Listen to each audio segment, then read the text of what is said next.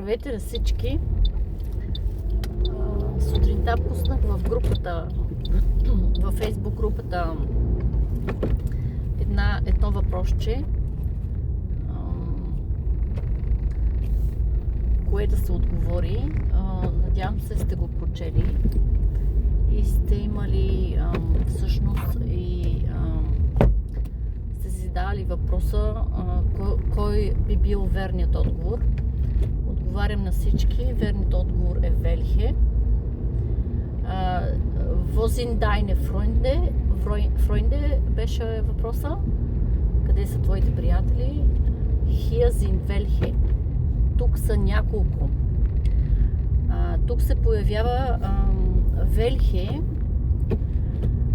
което при много случаи е въпросително местоимение.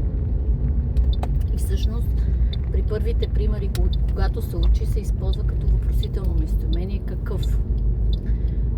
И то винаги в зависимост от рода на съществителното. За да не бъда голословна или ако някои са забравили все пак какво е съществително, т.е. какъв цвят е нещо на български, каква боя харесвам, какъв мъж виждам, такъв смисъл, какво дете имам, нали? Тези съчетания на въпросително местоимение и съществително. По същия начин е и на немски. Welcher Mann gefällt mir? Welchen Mantel trage ich? In Akkusativ и в винителен падеж не акузатив и welches Kind ist meins? Ja?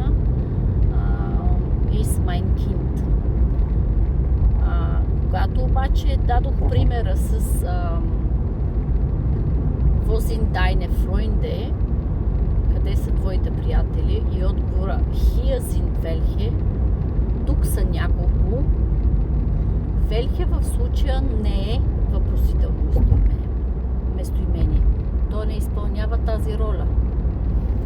И за това искам да обърнете внимание, че в случая Велхе означава няколко и не е въпросителното местоимение какъв. Надявам се да съм ви била полезна и ще се радвам на коментари. Видеото се намира в Viber групата ми, който има желание и за още други съвети, такива съвети по немски, да заповяда. Herzlich willkommen.